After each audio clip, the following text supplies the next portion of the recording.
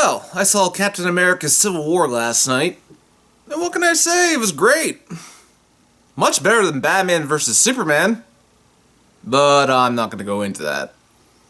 Everything about this movie was well shot, it was well made, and the story was tight and cohesive.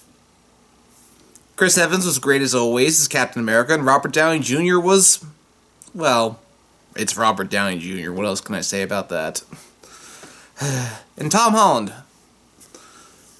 Great Spider-Man.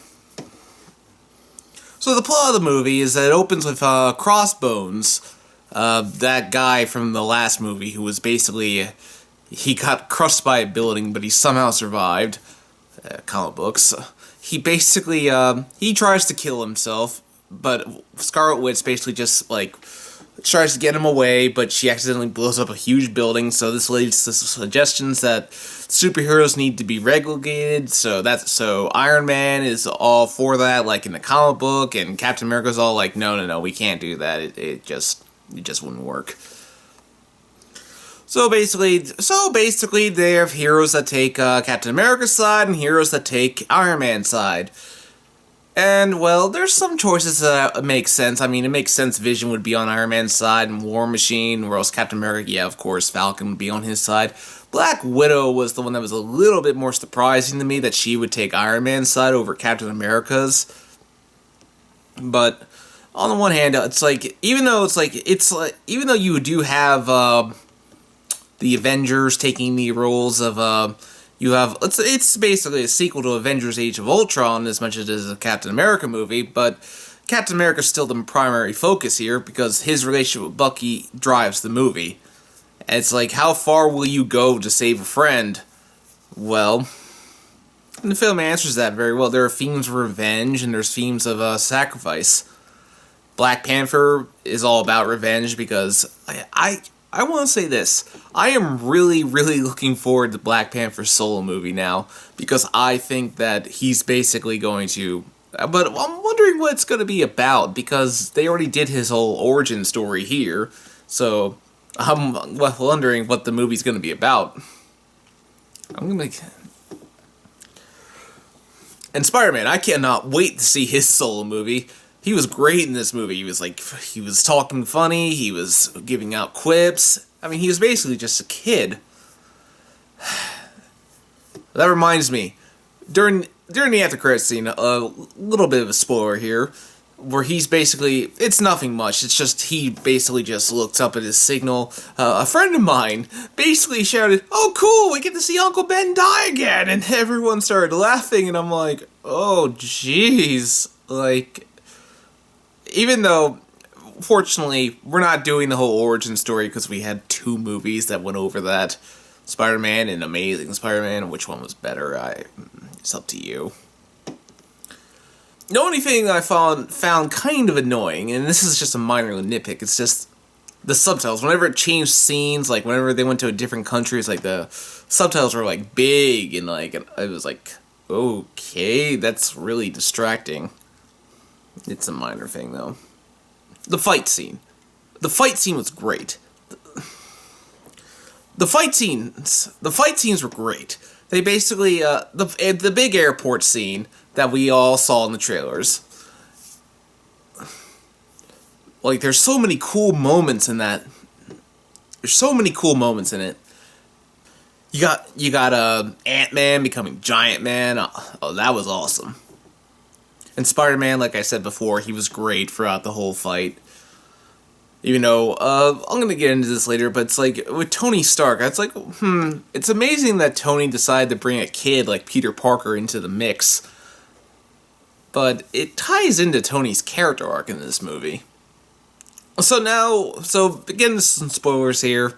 Basically, at the very end, Zemo, basically shows Tony Stark that Bucky was the one who killed his parents.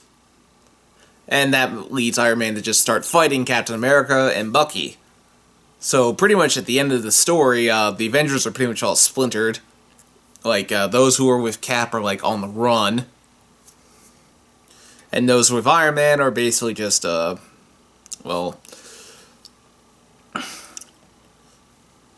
Well, I don't know what the guys who are with Iron Man are doing. War Machine is paralyzed, so I guess we're done with him. Vision is most likely a goner because he's got the Infinity Stone, so Thanos is definitely going to kill him at some point. It's like the fight, okay, yeah. The fight between Captain America and Iron Man at the end is so very well done. Like, there's so many emotions coming through, like, Iron Man is so betrayed and so upset, and it's understandable.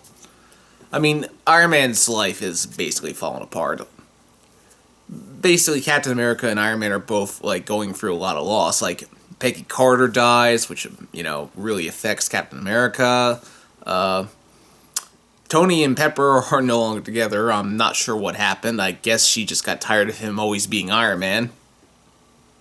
I don't know. I guess Gwyneth Paltrow is probably done with these movies, so I guess that's part of the reason why why they're not together anymore. So Tony's basically going through this big breakdown. Like, it's clear that all his emotions are, like, coming to the fray. Like, the whole Ultron thing from the last movie, and finding out that his parents were killed by Bucky, breaking up with Pepper. It's all coming back to him. It's, like, really affecting him, and at the end, he's just, like, he even brings Peter Parker into the fight when Peter Parker's, like, just a teenager in this movie, so, and I do like there was a little bit of a friendship moment between Captain America and Spider-Man is when he both realizes, oh yeah, we're both from New York, that's really nice. So, nice touch. This movie is really funny. It has certain scenes that are really, really hysterical.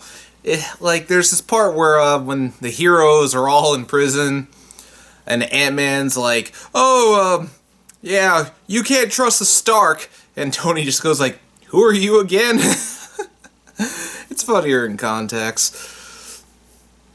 And another thing I want to say is that, Fox, get off your ass. I want to see Wolverine and Spider-Man in the same movie. And I'm sure Marvel would love to oblige. So, but with the Fantastic Four movie flopping, and who knows how good the new X-Men film's gonna do, probably like 200 million, that's my guess, but we'll see. Who knows?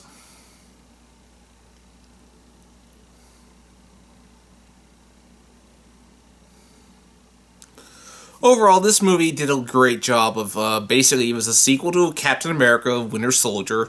It was a sequel to Avengers, Age of Ultron. It was somewhat Iron Man 4. I mean, there were bits and pieces of that in this movie. And it's building on future events for the future movies. Like, the next Ant-Man movie, I'm like, well, how's that going to fit in? I mean, he's pretty much a convict again. Sucks for him, but what can you do? The only drawbacks is that the beginning was kind of slow.